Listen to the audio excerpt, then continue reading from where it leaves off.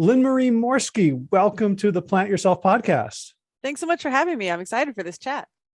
I am too. I've been waiting for this for actually several months since I discovered your podcast, which is all about a kind of medicine that is becoming more and more popular, that is the stigmas are falling away, and we're starting to learn more about it, which is, I guess you'd say, psychedelic medicine.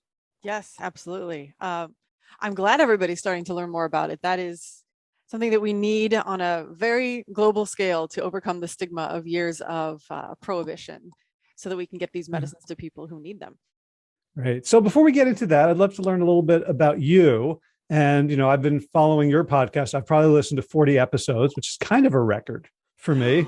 Wow, I'm honored. I've actually, this is no lie, I've listened to more of yours than mine.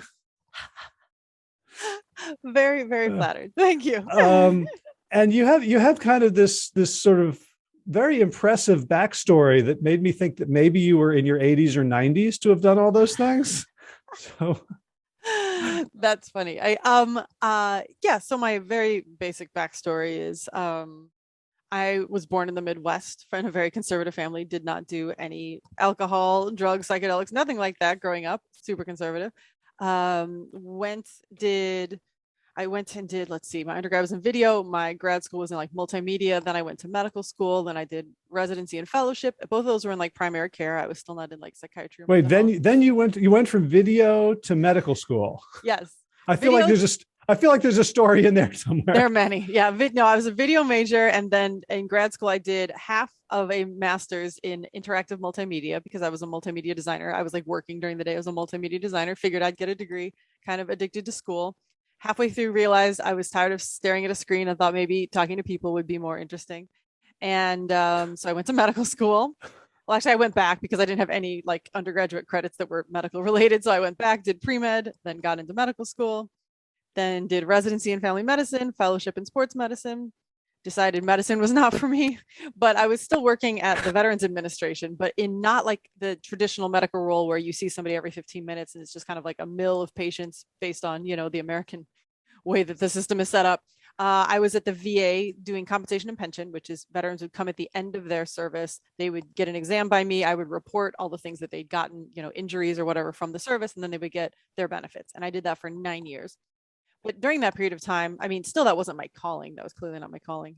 Maybe that's somebody's calling, but it was not mine. And so then I went to law school because law was always fascinating.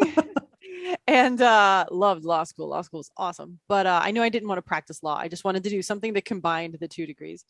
And then afterward, I worked in politics for a little bit. I taught law for a while.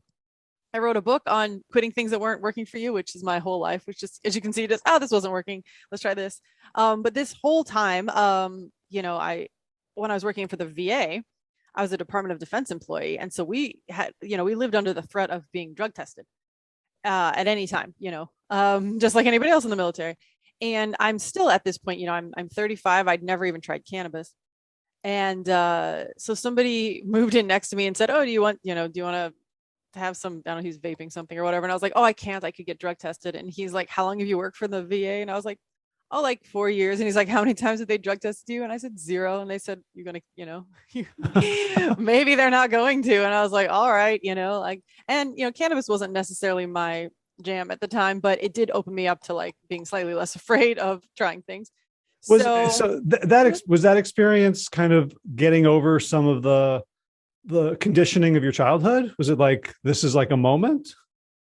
You'd think, but no, because it was literally just like, I was only afraid of drug testing, really. It wasn't like I was conditioned. Oh, well, my dad was very much a don't do drugs person, but it didn't have any big significance because nothing happened. Like I tried the cannabis and nothing, like it didn't really do anything. So it wasn't like, oh, I got high and it was amazing. It just, that wasn't it. But then I went to Burning Man the next month and somebody gave me LSD, and that was significantly more impactful. But in there I had like a therapeutic realization that night. And I did not know that psychedelic science was a thing. This is 2013. And I was like, wow, like that was a really useful realization I had during this night on LSD. Didn't share it with anybody, didn't think this was a thing. And And then from there I opened up a little bit and I would do psilocybin every once in a while or LSD every once in a while. Same thing, always have some realization. I was like, wow, these very useful insights I get. And then it wasn't until 2017 when Tim Ferriss had somebody, I think from MAPS on one of his podcasts. And I was like, oh, this is a whole field of study. Like this is not isolated incidents to me. And that's essentially what changed my entire course of things. I did ayahuasca in 2018. And at that point, I'm still at the VA. And I'm going into work every day, seeing patients that have PTSD, post-traumatic stress, TBI, depression, anxiety, trauma out the wazoo, they've been in war, and I can't tell them about ayahuasca, right? I can't tell them about any psychedelic. I can't tell them I've done it. I can't recommend it to them. And, as physicians, our oath is first do no harm. And at some point I felt I was doing a lot of harm by omission when something could help people and you're not telling them. So in 2019, I up and quit. I had no backup job whatsoever, but I was like, this is out of alignment. I need to quit and I need to make it like my life's mission to spread this word to other clinicians. I mean, I didn't spread it to patients, but clinicians tend to listen to other clinicians, right? Doctors will listen to other doctors. And if you educate one doctor, that person might see 100 patients a week. And instead of giving antidepressants to all of them, they could maybe recommend, hey, ketamine might work. Ketamine's available right now. And so I was like, I see that these medicines are going to become FDA approved. What if no doctors know about them? They're still not going to prescribe them. And patients are still going to get the same ineffective therapy. You're not going to get, cheerleaders coming with lunches and. You mean drug reps? Yes. Did I say I meant drug reps? Yes. And I will not disparage drug reps. They serve a very important purpose because after medical school, we don't have a formalized way of learning about new things that come out on the market.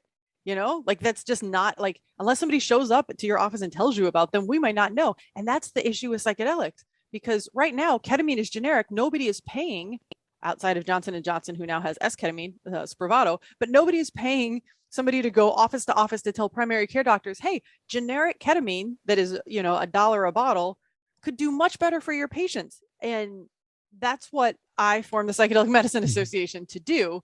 To back one step up, when I first left the VA, I started the Plant Medicine Podcast, which is what you were referring to, as a way, I wanted it to educate clinicians, but then I realized that's not how doctors or therapists learn necessarily about things. They don't have 45 minutes to sit down and listen to a podcast. They want to get snippets in their email that they can easily digest.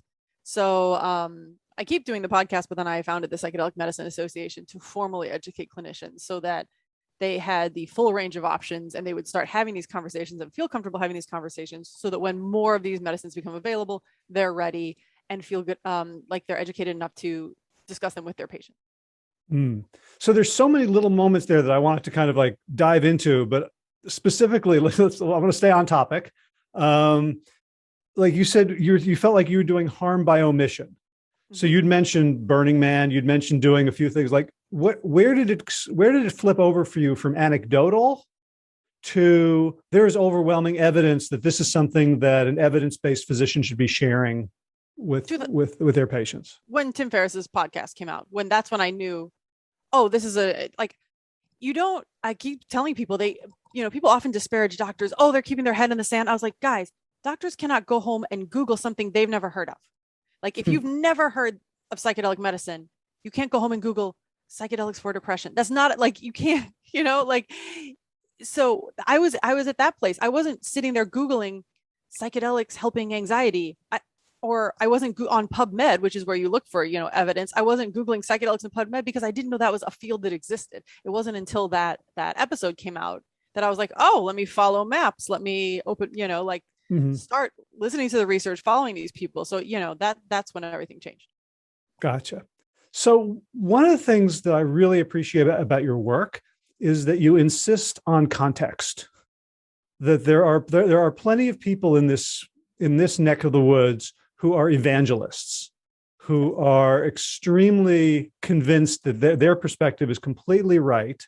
And I see you as just always increasing the context, always increasing the balance so that you're giving people the best information we have. Could you talk a little bit about sort of first there's okay, I did ayahuasca, or I did LSD at Burning Man. There's not necessarily any political, social, racial, economic concerns that go along with that experience, and yet you are continually putting plant medicine into all sorts of other contexts of justice, of fairness, of equity, of healing. Can you kind of talk about your evolution?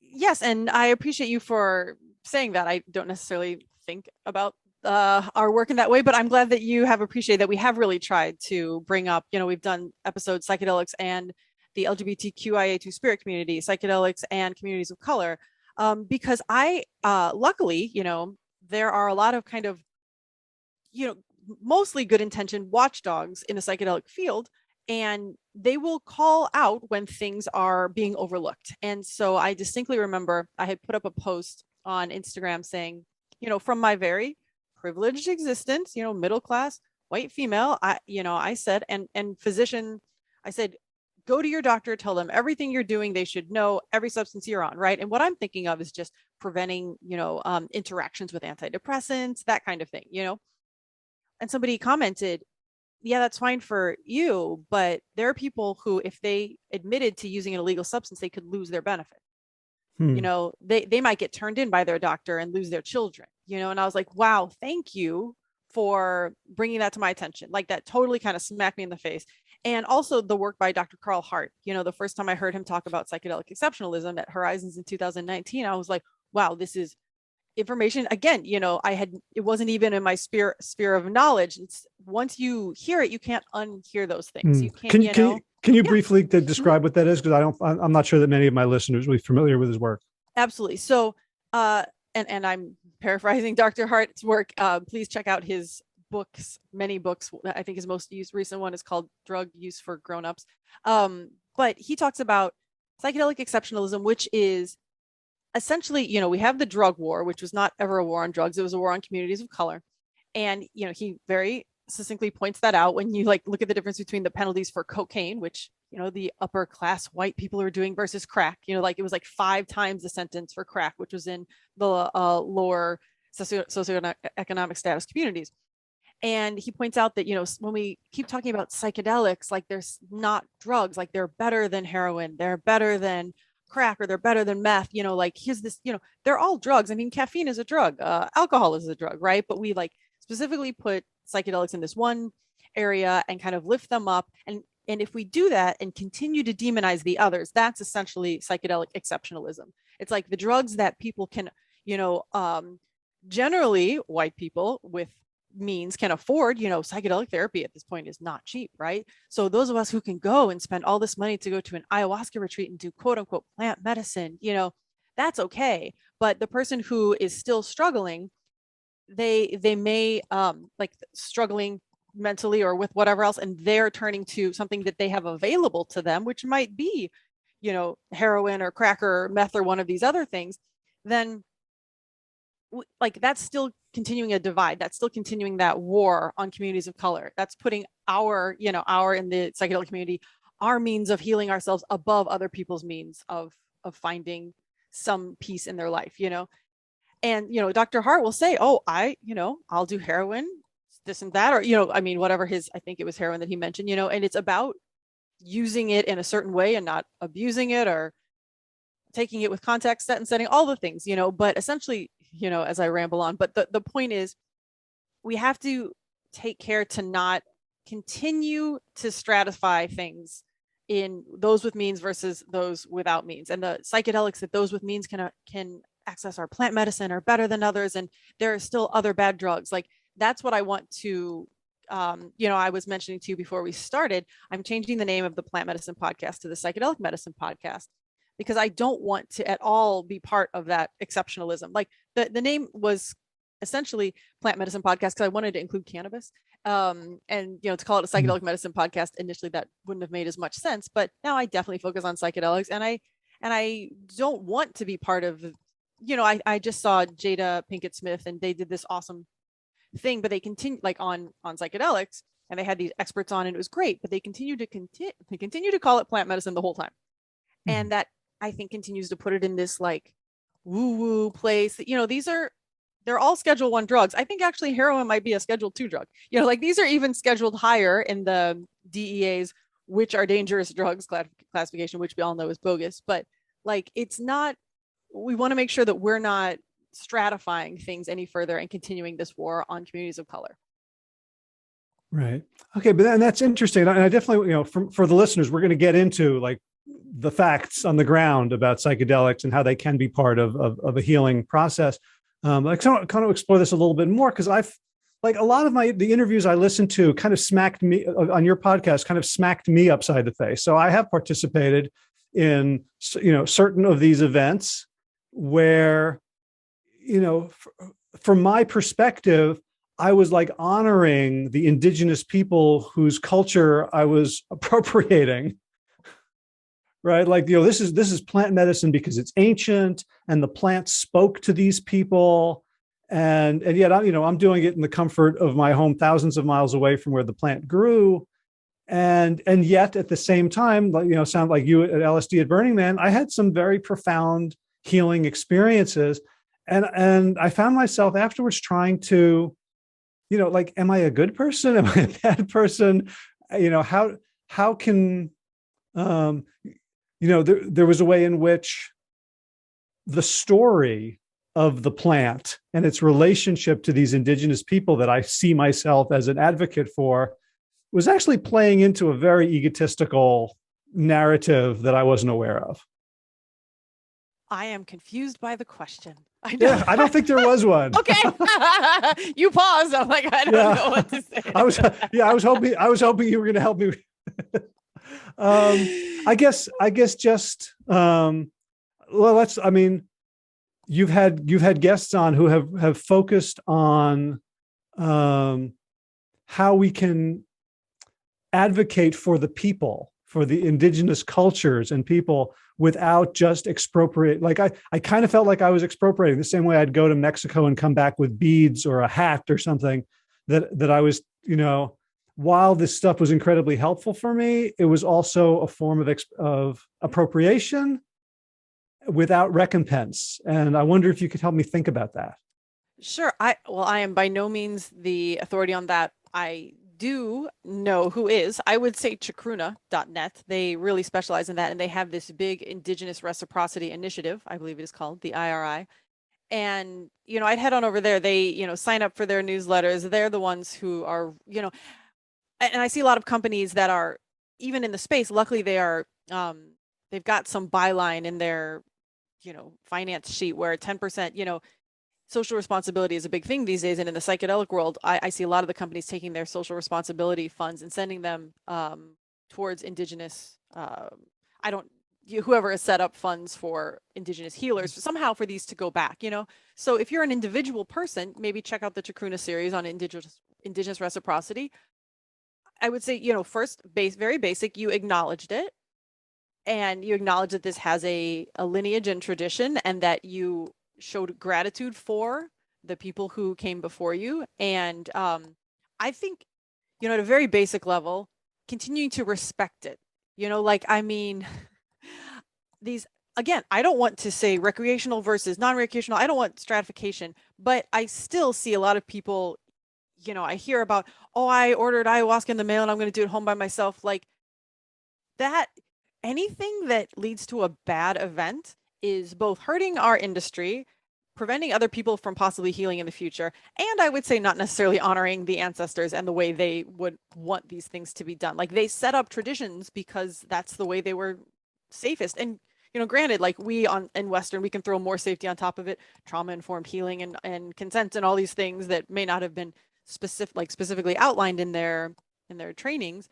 But they're the ones who know how to work with this medicine. And so for us to take it way out of context, like if you're going to do it in your home, whatever, I've done ayahuasca outside of, let's say, I've done it in the jungles of Colombia and I've done it outside of the jungles of Colombia. But still, when I do it outside of the jungles of Colombia, I'm doing it with somebody trained in the Shipibo tradition, so that lineage still comes through and I still get to respect and do the medicine in the way that I believe the original finders and harbingers of these medicines would want it done. But on past that kind of respect, I would say, if you're looking to donate every year, look at an Indigenous Reciprocity, some kind of fund.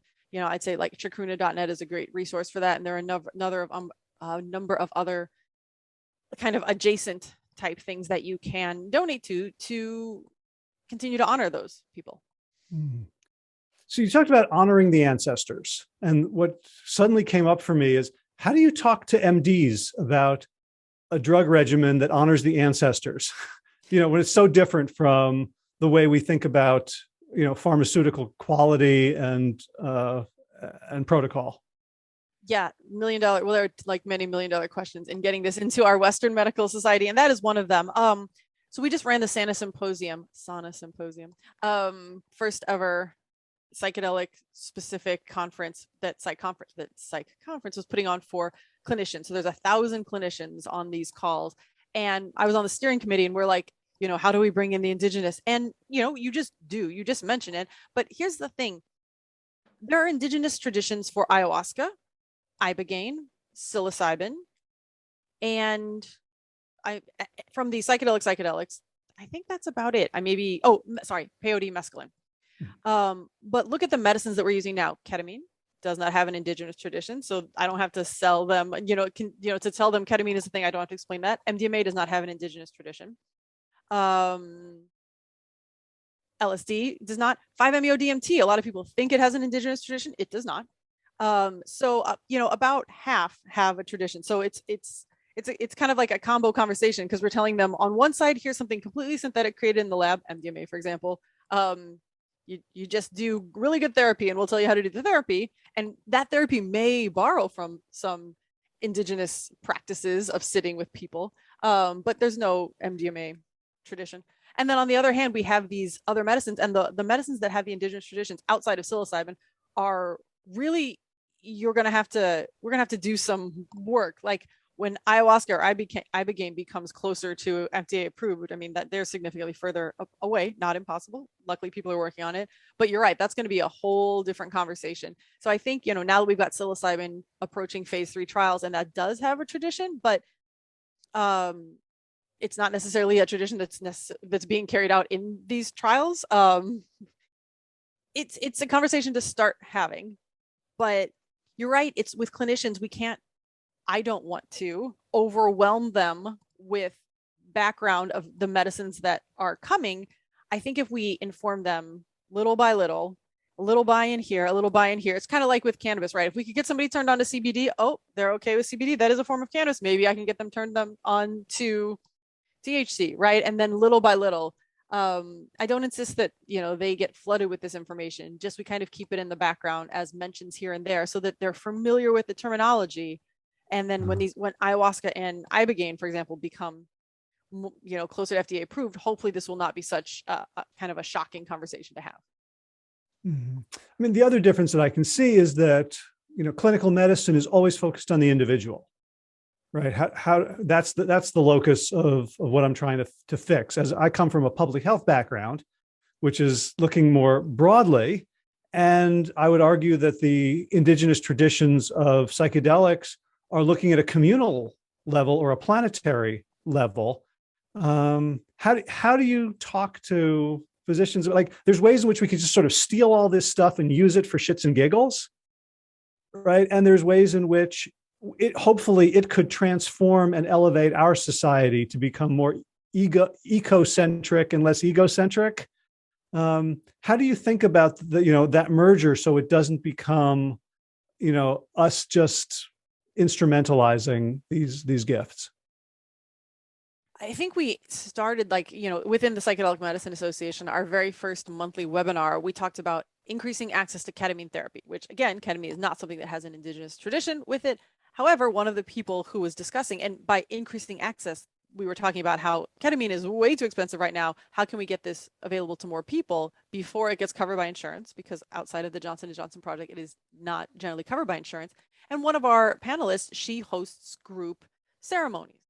And so I think that is a good way, talking about accessibility to get buy-in from clinicians as to, we've heard of group therapy. We know that's a thing that exists, right? And it may be a thing that exists, one, because of cost, because it's more cost-effective to group therapy for many, but also, things like AA and all these other recovery groups, they have a group component, a community component. There's a reason these aren't done one-on-one. And so it's not that the concept is completely unfamiliar to clinicians. I think it's just going to have to be another part of the education, which is, with a lot of the psilocybin work that Imperial has done and Dr. Roz Watts, with how important that the community aspect was for integration. I think it's just part of, if we continue to talk about integration, that's a whole new conversation for physicians to have.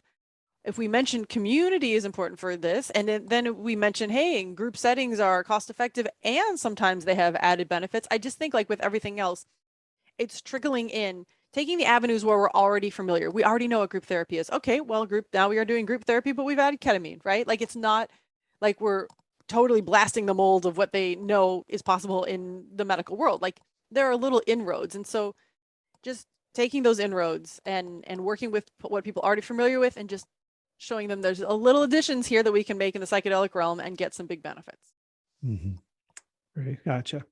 So let's dive into some of those benefits, because I know, when I first started hearing about it, like LSD was what bad people did to have trips, and they're still messed up, and you could go crazy in the jungle, and it took a lot of tenderizing to get me to open my mind and heart, and frankly, it was not from spiritual people that it got through to me. It was from doctors, from people in MAPS, the Multidisciplinary Association for Psychedelic Studies. Is that right? Well done.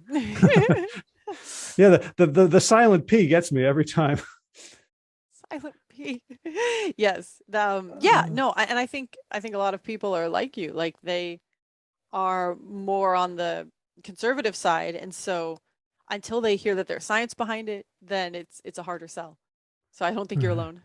Right. So what would you so just for the uninitiated, let's pick a substance, pick a psychedelic medicine. What do you think is particularly interesting right now in terms of clinical uses and evidence for it? We'll pick psilocybin, because then nobody can say I didn't pick a classical psychedelic, because ketamine and MDMA are not classical psychedelics, right? So okay, so what is psilocybin? Where does it come? That is for the super nerds out there. Psilocybin is psilocybin mushrooms. So we're talking about the ingredient from magic mushroom. It has been shown it is heading into phase 3 trials for depression. It has been shown to help with end-of-life anxiety. One of my favorite studies, maybe my favorite study, is the psilocybin for tobacco cessation by Dr. Matthew Johnson at Johns Hopkins. It showed something like 60%, I believe it was 60% at 1 year were abstinent from smoking after 2 sessions of psilocybin and cognitive behavioral therapy. Like, no patch, no Wellbutrin or whatever other things do, no vaping. Like, they did psilocybin twice and did some cognitive behavioral therapy, and 60% at a year. Those are not numbers I've ever seen in smoking. And now psilocybin is being investigated for headaches, chronic pain. Psilocybin has DMT in it, just like ayahuasca does. And they are finding that DMT has like neurogenesis properties, which is like regrowing or growing new neural cells. So, somebody's investigating DMT for stroke patients. So, psilocybin has DMT in it. So I think psilocybin will also have some interesting effects in that realm. So it's currently my favorite because it's just this wide range they're investigating for eating disorders. Like, there's a wide range of things that come up both when you're doing it with therapy, but also just on a physiologic level, it appears to have these interesting effects. So hopefully that's a good example of, of the benefits. Great. I remember listening to Michael Pollan talking about that, the smoking cessation study, where says they were interviewing the people about like, why'd you stop smoking? And they would say like things, like, I think he called them like duh moments. Like, oh, I realized it wasn't good. It was like messing up my lungs. It's like, and you didn't know that before? Like that was news to you? But somehow the truth was able to penetrate the veil some more. What do you think? What do you think is about psilocybin? Like, what's your sense?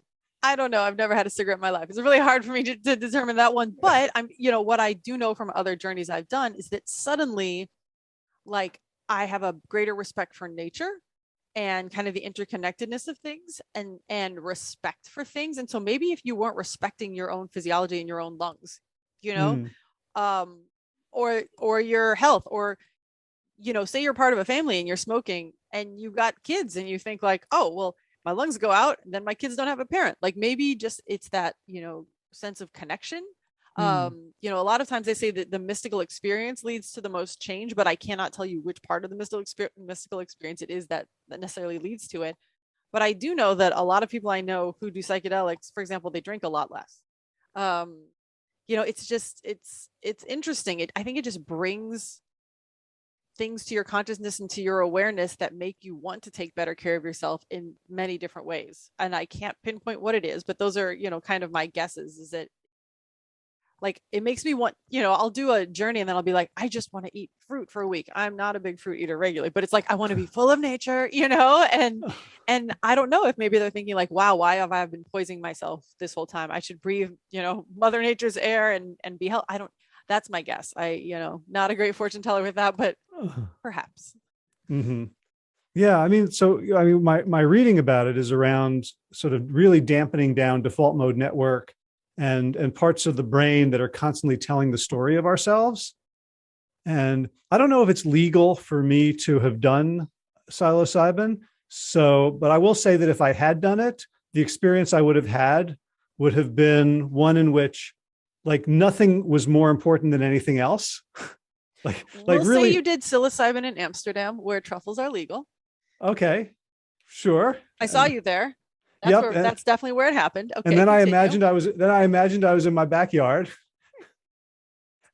thinking I was going to walk around and appreciate the beautiful zinnias in bloom, and finding myself drawn to the mottled speckled leaves and the dirt, and realizing like sensing that there's this brain this is hard. There's a program that's constantly running in my brain that's saying, what's in it for me? Is that good? Is that bad? And it's probably, you know, it seems like a very useful survival thing. Yeah.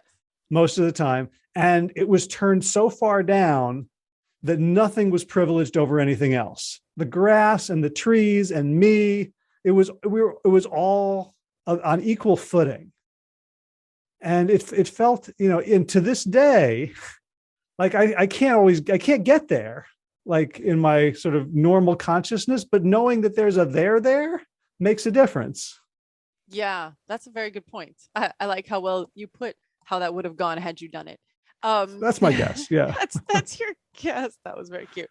Yeah, absolutely. And it's funny that you mentioned that, because I've had people, you know, one of clinicians' biggest concerns is, are these addictive? And we keep telling them they're not addictive. They're anti-addictive, right? Like they actually can help you get rid of your addictions. And then if you take too much of it, they just stop working. But literally when you tell them something like that, they're like, but wouldn't you want to be in that state every day?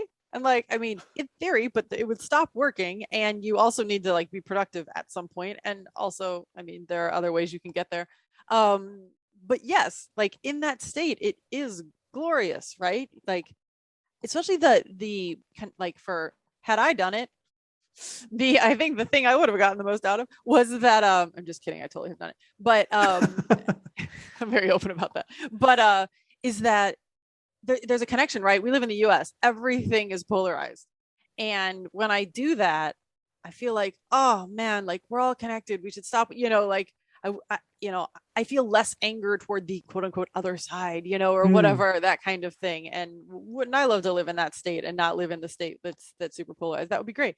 But yeah, I think that's a huge benefit of these, especially in communal healing. Like one of my favorite studies that was done, and this is just, you know, an intro study, and, you know, a lot of people got kind of up in arms, like, this is not going to solve the world's problems. Yes, but this is an intro study, is the study that was done with the Israelis and Palestinians drinking ayahuasca together. Like, look up that paper or listen to that episode of my podcast. It's just incredible that, you know, let's say from one side, you know, an Israeli soldier who never necessarily thought twice about, you know, putting himself in the shoes of the people he was going to, you know, pull out of Palestine or whatever his story was, you know, he's like banging down somebody's door. And the thought of listening to Arabic music was terrible, whatever. Then an Arabic woman is singing in Arabic during the ayahuasca circle. And he's like, this is beautiful. And then he could like put himself in their shoes. Like that connection is a huge bridge to healing on a societal level. So, yeah, like they're that default mode network tuning down and the connection tuning up have many benefits. Yeah. I love that you brought that up because, when I was preparing for this conversation like months ago, and there's a whole bunch of stuff I've just forgotten. And that was what got me most. First of all, these two beautiful souls that you're talking to, the Israeli and the Palestinian, who are working on this together. And then following up on the reports, I first saw it in, I think it was a MAPS Facebook post, and then seeing the vitriol on the comments was so bracing and hard to read, because having a sense of like the beauty that happened there, and then people just reacting from their worst places. 100%. That's well put. That must be actually the post that Maps posted of mine that you saw. But I ended up running into, when I interviewed them, Lior was in England and Antoine was in the West Bank, I believe. And then I ran into Lior in Berlin, and I was like, well, that was the most commented on podcast we've ever done. He's like, yeah, he said, I was getting, he was getting anti-Semitic things thrown at him, and he's Jewish. He was the Jewish half of this research team, it's just, tensions are so high in so many conflicts, and especially one that's been going as long as that. And it's like, God, what I wouldn't give for the people in that comment section to sit for an ayahuasca ceremony with the people on the other side of that comment section and then reevaluate, afterward. Like, because you're absolutely that's well put. I've never put out something that was supposed to be more inspirational that caused more hate, and a little saddening, but also, look, I'm sure that there were people who sat for ayahuasca that could have been those commenters before, who might have felt that strongly about either side. And then they were brought to a new understanding, so it gives me hope that hopefully as these medicines are used more intentionally in these bridge building ways, that we can reach some of those people and lessen those tensions. Right. And at the same time, I've heard people in the psychedelic community, and I kind of felt this way, or would have after my psilocybin experience, had I had one, that like, what I just want to do is like put it in the water in Congress. Like there's this conceit that like, it's just going to fix everybody's brains. We're going to stop being, selfish assholes. Right. That would be the goal. It's funny because I was just thinking about this today, like putting it in the water, metaphorically sounds great. I have been in places where people are handing out microdoses, and I've sat with the consequences of that when somebody should not have been taking even a microdose. They get nauseous, it ruins their night. Like, these are best done in settings that are controlled. Like if you had been in your backyard, maybe even better had a sitter been with you in your hypothetical backyard. But like, my hypothetical then 23-year-old daughter would have been. That's beautiful. Even better, you had like a family member. That's great. But even better if she was trained. Anyway, I keep digressing. This is the lawyer in me. Like, don't ever say a thing that could actually come back to you. Don't suggest your daughter sits with you. Anyway, we were talking about putting the politicians. Yes, if we could get legit ayahuasca ceremonies with both sides of the aisle sitting together, my goodness. I was just at an event, a fundraiser where Rick Perry spoke. Rick Perry, former governor of Texas, and he was ranting about the amazing benefits of psychedelic therapy, whereas I had assumed he would only rant about things that I would not believe in, from his background, right? And so, like, it is very possible. This is something that, thanks to veterans, is getting bipartisan support. But yes, once it gets that support, when we decriminalized DC, not we, but decriminalized DC, I was like, oh my God, please get those people in DC some of these decriminalized substances and in a proper set and setting so that we can start this healing. Because we do want to put it in the water safely. And we do want, politicians to feel this sense of, especially the ones that don't seem to have a real sense of community or caring about the environment or caring about other classes that don't maybe look like them or earn like them. I would love for them to have that. But, again, that's on the level of imagining the best about psychedelics, right? That's why I continue to specify. We'd want them in a good set and setting because we don't want them to have a bad trip and then never want to give, psychedelics or healing to anybody else. Right. Great. Can we talk about cannabis? I'm not an expert on it. Okay. I will try my best. Right. Well, I can find, but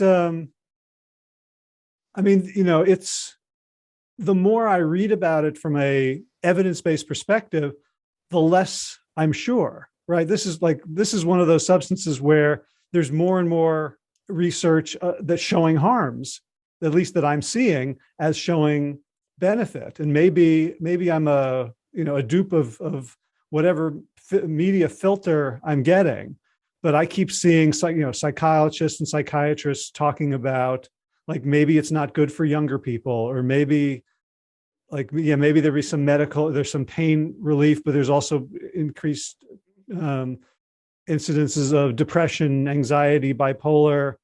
What are you seeing? Oh, mostly, again, caveat, lawyer disclaimers all over the place. This is not my specialty. But I actually am the medical director for a cannabis and psychedelics website. So I do have some knowledge, and most of the negatives that I see, I'm surprised to hear you say that mostly you see negatives, because I generally see all the negatives coming in the same vein, which is overuse by young people is problematic. That actually has studies that show that there can be consequences. And perhaps, just like with other things, if you had a predisposition to schizophrenia, bipolar, psychosis, one of the things, those populations are being currently mostly kept out of psychedelic study, because whenever you start messing with the psyche and there was already a fragile, maybe genetic predisposition for something, then we may be in more of a danger zone. So if you're seeing those kinds of things that are spurred on by cannabis use, it's probably cannabis overuse and in a fragile population. Did somebody smoke, a joint one time that was of moderate strength and they suddenly had psychosis? That's not a story I ever see, right? It's generally really continued heavy use, or maybe they took way too many edibles and then they, because especially edibles at some point can become psychedelic, right? You can you can have all the same kind of, most of the same kind of delusions that you would have with a psychedelic. Yeah, if I'd had 2 brownies that one time, just because they were tasty, that would have messed me up good for several hours. Yeah, absolutely. And those are really uncomfortable, anxiety producing. We know that cannabis can cause paranoia. That's well known, right? So if you've got a super high dose, it's getting psychedelic, you get paranoid, and so I'm going to cough. And outside of that, you might have already had a genetic predisposition toward one of these conditions. Yeah, that seems to be a concern.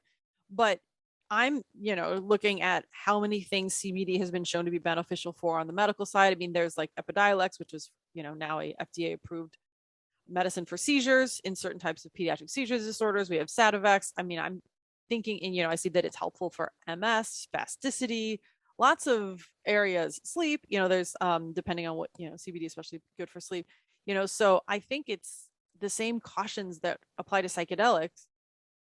And then also maybe this additional caution with use in youth under age 15, they say those are the big ones I see. Again, that's not something that I'm mired in quite as much as psychedelics, but most of the harms. And then there's cannabis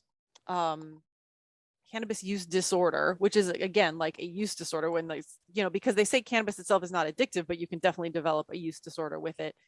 And there are withdrawal symptoms and all that kind of thing. So, that's still in the more, again, a lot of these fall into, are you using them intentionally or not? I don't want to say recreationally versus medicinally, but intentionally versus not. I know good friends that said, man, I noticed I was smoking a lot more cannabis and it was just out of habit. And then I was like, why am I doing this? I'm not doing this intentionally. And then they just stopped. And then from then on, if they're going to smoke cannabis, they're going to say, what is my intention with this right now? Cannabis is a plant, just like these psychedelics are some, plants. They're substances that are psychoactive, plant or otherwise. And with psychedelics, we ask people to have an intention in a set setting and to take it intentionally and not just ignore the dose and wolf them down and go party and not pay attention to your safety. The same thing should apply to cannabis. We're not telling you to, or nobody's suggesting that it's healthy to do it all day, every day. willy-nilly, not paying attention to the dose, not doing it for a specific reason, perhaps then disorders, or problems are going to be more likely. It seems like my guess is that what I've been reading, sort of coming from mainstream sources, is still very heavily tinged with morality. Right? Not surprising. There's a lot of pearl clutching, right, and a desire to find the negative and to highlight it and blow it out of proportion. Yeah, and I like, if you were to, off record, like they send me, here's everything I've seen, like I would be interested to go through it and as anybody else diligent would, to look at who's sponsoring this study. Is it pharma, who currently a pharmaceutical company that doesn't have a cannabis product? Sure, they have every reason in the world, if they especially are making like SSRIs or something, who is sponsoring this? Is it, like, as you said, is it from a more conservative institute, that kind of thing? Or you're right. They're a lot of these could be tinged with morality. That's why I'm pretty proud of the psychedelic science world, because it is, it's seemingly not at this point. If it's tinged with anything, it's tinged with caution, but not with morality. And so that's my hope, that the cannabis space gets to that same place too. So if someone's listening to this and, what sort of medical conditions might somebody think, hey, cannabis is something that I might try if I haven't tried it, and other things aren't really working? I can't say that. That sounds like medical advice. So I would advise you to listen to some of the episodes of the Plant Medicine Podcast, because me telling somebody personally that to use something when they've tried everything, that I'm a doctor, can't do that. Lawyer, remember. But check out the Plant Medicine Podcast episodes on cannabis for PTSD. Cannabis for, I don't think there's episodes necessarily about this, but Google cannabis and pain, cannabis and muscular sclerosis, cannabis and chemotherapy.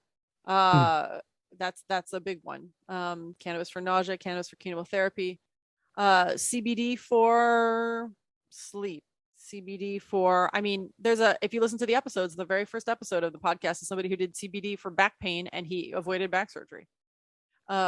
So lots of conditions, generally, if taken, and again, if you're going to take one of these and you're already on any medicines, because, in your scenario, they tried everything, they're probably on some medicines, right?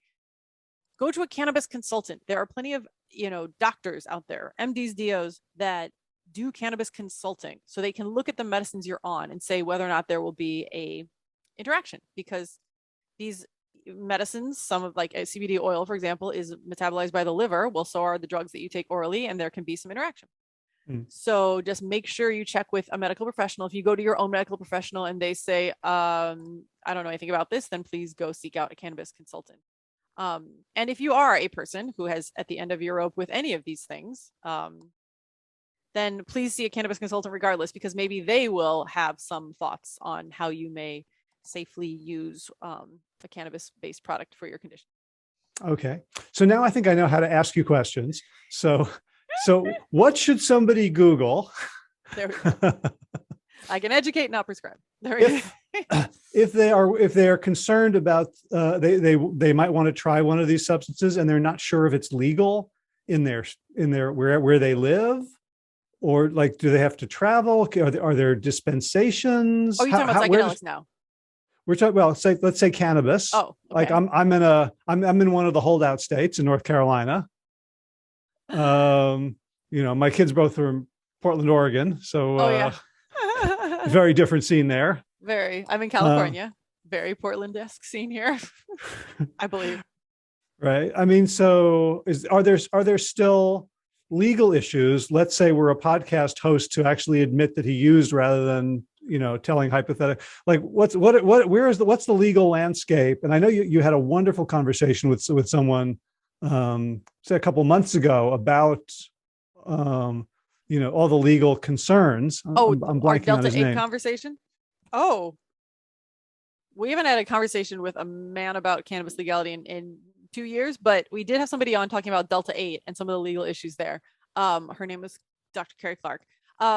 But right now it changes by the day. Like suddenly a legislature will be like, nope, cannabis is legal. Like, or they've changed it from totally illegal to medicinally legal, or they change it from medicinally legal to recreationally legal. Like my parents' state just changed like out of nowhere, I think maybe at the last election. It's really hard to keep up. So I do not have a great resource because again, it's so fast. It doesn't even have to be at an election. Like after an election, you can generally tell like, okay, they'll broadcast these kind of things, but it may just be the city council. Your city council, you might be in a completely criminalized state and your city council may have voted to decriminalize all entheogens, plant-based entheogens, which will include cannabis. So like District of Columbia, they decriminalize all entheogens. Entheogens are what's the word for it? It's another term for psychedelics, basically. But it's kind of like plant-based things that help you know God, or things that help you know God, kind of. I'm botching the terminology here, but so a lot of places have decriminalized natural entheogens. Like Detroit just decriminalized, Seattle just decriminalized. So it's even city by city. So even just looking state by state is hard to tell. So I unfortunately do not know. I'm sure somebody online, maybe Drug Policy Alliance, maybe that's a place to look. DPA, not 100% sure. It sounds like they would be something against drugs, but they're actually very much against the drug war and very into good education about drugs. So they may have a resource, but somebody would have to be literally on that with the, daily for the. So, I mean, I hope that somewhere on the internet exists let me put in your city and currently are things, what is legal and illegal in that city. But that, there's 380 million people in a jillion municipalities. So I don't know that that's possible. We need a maps map. We do for cannabis, for sure. So I want to talk a little bit about your podcast. Okay. So the first thing is that the way it's organized is you have like 4 different conversations initially about each substance. And so it's a very much choose your own adventure. Yes. Right. How did you, when you first said, hey, I'm going to do a podcast, how did you first come up with that? Well, I love that you used the exact phrase that I think I used in the pilot episode, because it is totally choose your own adventure. Well, because I'm looking at other podcasts in the space. And if I were, again, like I wanted this to be for clinicians at first. And I was thinking of what holes could a doubtful clinician, a skeptical clinician, try to poke in psychedelics, right? If a patient comes to them and says, I was thinking of using ketamine for depression, what do you think? The first hole I could think is they would poke in and be like, that's going to be scary for you. And the second hole could be like, there's no research behind that. And the third hole could be like, I don't know if the person's going to do it safely. And the fourth hole could be, that's probably illegal, right? Those were kind of like the 4 things that I thought would be their doubts, right? And so then I thought, I'm just going to create an episode for each one of those. And that will help patients, because patients can go straight to the patient experience episode and listen to what it might be like to try ketamine. And then, the patient or the clinician could go to the scientific research episode and find out exactly what research has been done to kind of quell that doubt. And then if they wonder, gosh, what is it going to be like? What are the people who administer this? What's their training like? What are they going to do in this ceremony? That's helpful for the patient, who might want to know, and their physician may also want to know that. And then they both probably want to know, is this legal, and like, what's the history of the legality? And so that's how I set it up, because I love many of the other psychedelic podcasts out there, but they'll like have a big name person on and they'll discuss like 70 different topics. And I might just want to know, how did the ayahuasca help their depression, right? Like, where in this 2-hour-long episode do I find that information? So that's why our episodes are, generally like 40 to 60 minutes, and they focus just on one aspect of one medicine, basically. And hopefully that will help users navigate, because say you have depression, you might just look for all the episodes that are focused on depression, because we have like ketamine for depression, psilocybin for depression. And if you instead have really been curious about psilocybin, then you can just go to all the psilocybin ones, the psilocybin patient experience, scientific research, blah, blah, blah. And then you can also go to the psilocybin for depression or psilocybin for eating disorders or whatever. That's not one that exists, but there's psychedelics for eating disorders. But I just wanted there to be lots of easy ways for you to dial in just the information you were looking for. Beautiful. Yeah. The other thing I wanted to say is that I love how you podcast, like the way you introduce topics and the way you talk to your guests. Like I was listening thinking, I got to up my game a little bit. Lynn Marie's really, really present, really good at this. And I'm wondering, like, how do you prepare for conversations, and how do you think about drawing out your guests? Because you have a wide variety. Some of them, many of them, English isn't their first language. They're, either very medically bent, like they're not natural communicators, and you get them to communicate beautifully. I'd love to know your secrets. Wow, that is a huge compliment. And by the way, I'm being hosted by you right now on this podcast, and I find it very enjoyable, and I think you're very good at it. So I think you're not giving yourself enough credit, but I will take the very nice compliment. I think I always have, I think many of us have this, anybody who's listening can identify with me. I am overly sensitive to what other people are feeling. And so as I'm podcasting, I am 100% in the listener position, which actually kind of makes it hard because I have to like separate two parts of my mind. The one is like still trying to pay attention like for the content. And the other is like, am I bored or am I confused by what this person is saying? And so if either of those things are true, I just try very hard, especially if like, they're getting way into the weeds on something, or they're using a lot of, medical terminology. I will ask them to backtrack. Like, okay, say we don't know what the CYP 450 enzyme does. Can you explain to the listener, because I want it to be super accessible, and I don't really know. I mean, I don't know that I have any other tricks. Depending on the episodes you've listened to, like if I have these big name researchers on, it is my, it is the bare minimum if you're going to research these, let's call them geniuses, but they've dedicated so much work to this. I need to know their work. So I'm going to have looked up their research projects. I'm going to have taken thorough notes. And I'm going to take notes on the things that I think the listener is going to care about the most. I never want this to be like what Lynn Marie cares about the most. Every once in a while, you'll hear me say, for selfish reasons, I'm asking this question. For the most part, it's like, what is I just want it to be useful. And I know that even like if I'm listening to a podcast because I want some information and I'm way too bored by the time they get to it, I've tuned out and I didn't get the info, so I just want it to be digestible and to get right to the point. And I'm it's so funny because as you call these, I'm like trying to think back to who you're referring to in these, but I don't know, aside from that. I just put myself in the listener's position and try my very darndest to get them the information in a succinct, understandable format. Mm-hmm. And the other thing I noticed is that, in your introductions and outros, when you talk directly to the audience, like I really felt like we were buddies. You had no idea who I was, but I'm like, you're my friend. I'm your friend. We should hang out. And I'm wondering what kind of feedback you've gotten, like what you hear, because podcasting can be a very lonely thing, right? Like after the conversation, you're like, it's you and the editor and the audio and the website and all that stuff. And like, what kind of community has coalesced around the podcast, and how does it feed you? That's really sweet, and we are going to be friends. I love that the thought that anybody listens to it and just thinks they're my friend. Though I will tell you, I was in Berlin, and I'm at a psychedelic conference. We have all of our masks on, right? And this woman, she, we have name tags, and like, we were talking in the bathroom line, and I said, "What's your name?" And she holds it up, and then her name tag, and then I hold up mine, and I said, "I'm Lynn Marie," and she goes, "Oh, Morski," and she's like, "Can I hug you?" And it was so cute because like same thing, she just thought like we were besties because she listened to the podcast for so long, and it was like absolutely made my day. I think it's funny because like at the beginning I used to edit out anytime that I would like make a mistake, and I'm hoping that by now I've put out 98 episodes that like we're friends. You guys know I'm going to make a mistake every once in a while, but like even you and I on this podcast, right? Like there are probably things I have said to you that other people would have not said. I'm just kind of filterless, and I think that's how you can get me like get to know me very quickly without really having to know me very well. Is like there's clearly I'm just like you kind of get the full Lynn Marie at every time. So right, minus med school and law school, of course. Well, what do you mean?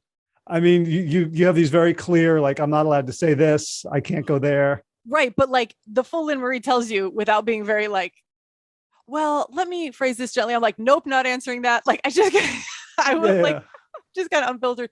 But yeah, like it's really sweet how many people, like when I go into psychedelic conferences, like I had somebody just at the last conference in Miami say, I was going to do ketamine and I listened to all your ketamine episodes in exactly like the format that you had it laid out. And I got to hear the research, and and it was as if I'd like somebody had paid her to tell me your plan worked, and I did it as and so you're right, there is like a little community. I have not nearly fostered it maybe as much as I could have because I've been busy doing the association kind of thing. But it's funny, every time I want to kind of put the podcast on the back shelf, like somebody else will come out of the woodwork and be like, your podcast has helped me so much learn about these things. And then, like I realize that there's a, there is, like with your podcast, there's a community out there, whether or not they exist. When they pop their heads up and like weigh in with feedback, it reminds you that like, yeah, we actually are a community. And it would be pretty rad someday to like somehow have a in-person gathering where we all hang out together. Yeah. Yeah. But your podcast is also, an enduring body of work. Like it's like thinking about like writing a book instead of a blog post. Like this is something that people are going to be going back to for years as a resource. It's not just, hey, what a fun conversation. Yeah. And it's my second podcast. My first podcast is on the thing I wrote a book on, which I said was like strategic quitting. And it's funny because that podcast is consistently ranked like number 2 career podcast in Morocco. And I'm like, oh, I'm glad somebody's getting use out of this. They just send me the stats all the time. Uzbekistan's really using that podcast, but still I will get people that still email me, like, wow, your podcast helped me quit my job that wasn't working. I'm like, okay, cool. So yeah, like I am super stoked that it's going to live in perpetuity. I mean, it's not going to be ending anytime soon. It's just going to be morphing to a new name. But yeah, like anybody who is interested in getting just the facts from this girl, and not from me personally, but like me having these fantastic other lovely people on, because I continue to say I am not the expert. I just have experts on and bring them to you. My only expertise is in knowing what doctors do and do not know about psychedelics. But yeah, thanks for the kind words about it. And yes, it will continue to live on. Excellent. Let's close out by talking about what seems to be the project closest to your heart right now, the Psychedelic Medicine Association.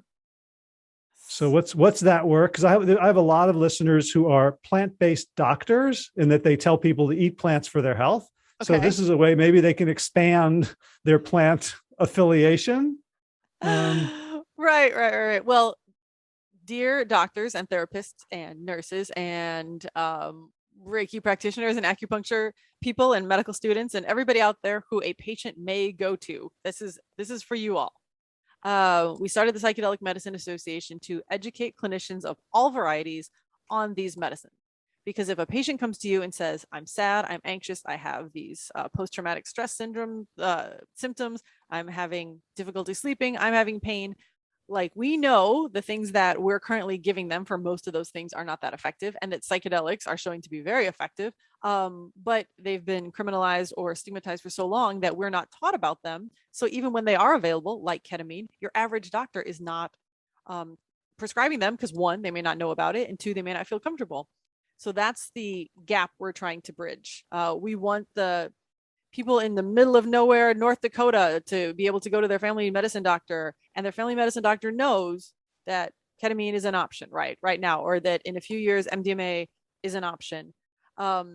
Because doctors, we're not necessarily that we're so conservative, is that we're in a litigious society, especially here in the US. And if we do something wrong, we're going to be sued. And that always weighs on us. It's always like hanging over us. And so we have to act more conservatively than we would if that weren't the case. So doctors, even if they hear about this, maybe in the media or whatever, they may still not feel comfortable having that conversation unless they've got a lot more education.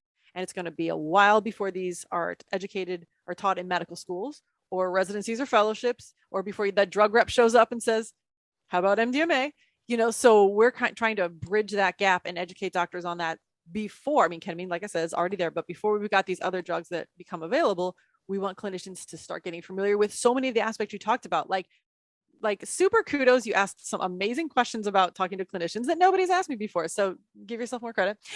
You're a fantastic podcaster. I didn't say I wasn't. I just said I wanted to up my game. Oh, well, I think your game is very high.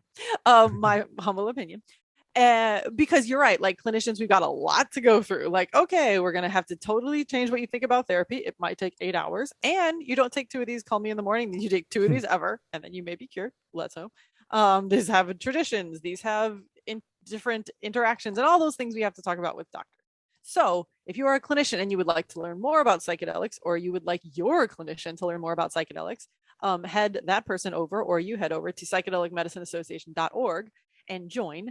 And we send every month, we send like 5 or 6 of the latest articles in psychedelic science. And then we have a webinar with members only every month, which is the most fun because we get experts from the industry that come on and give in, like you can interact with like experts that are very hard to get to otherwise. Like a lot of people I've had on the podcast are that, they come and they sit on these and they will, you can interact with the people who run MAPS, like the MAPS did an all MAPS panel, and people could ask them one-on-one, how is this rollout going to look? And then MAPS was asking the doctors for feedback on things like, okay, do you know anybody in your state who could help us with this type of legislation? Like it's the sandbox that we want to create where everybody's helping each other move these forward. It's we've created it, but we've invited everybody in who's not only just, we educate the clinicians on what we can, but all these other experts come.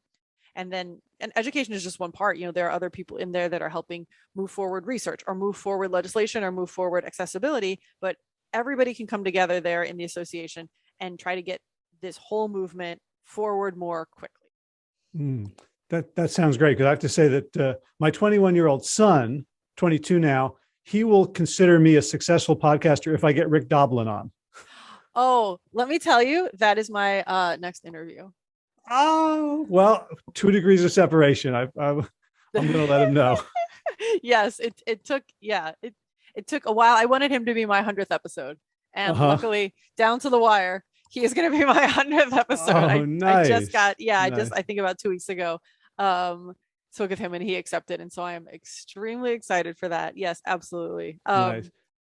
It's a big honor. He's obviously like a giant in the industry. He's the reason most of us are able to do what we do today. And so I'm very much looking forward to that.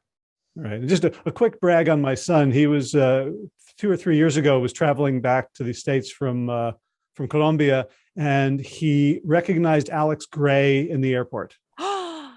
That's very cool. I like every part of that story.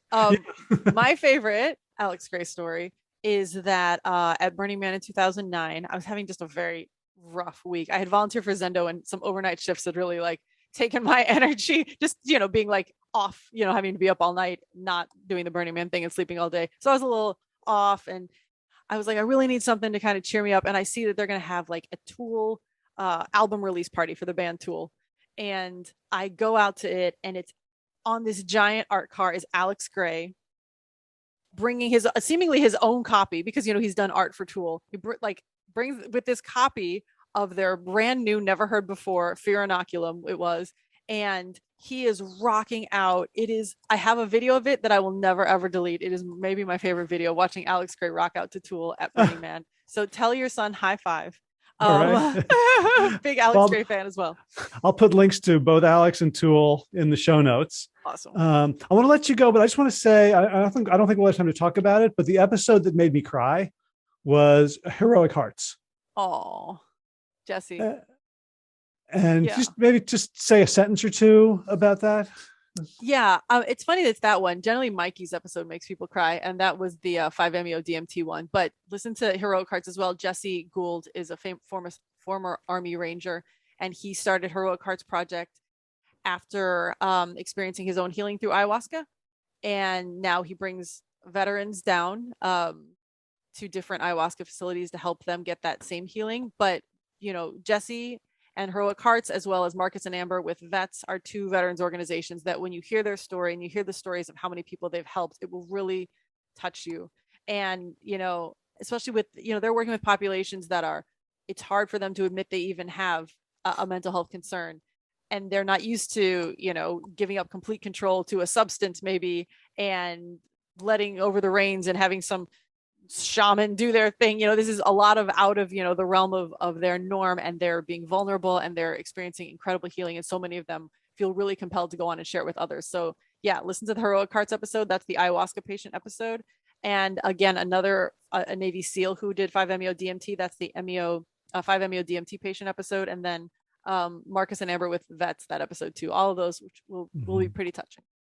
Right. And I remember, sometimes Leah listened to a podcast and then you can remember like what you were doing, where you were in space when you heard a bit. Yeah. Like when I remember I was like doing yard work, and I remember where I was walking when he said, and they were asking me to surrender. And I never surrender. And like the courage that came in that statement which was sort of he had been trained to think of the opposite of courage. Surrender is the opposite of courage. Like Right. that just destroyed me. It was so beautiful.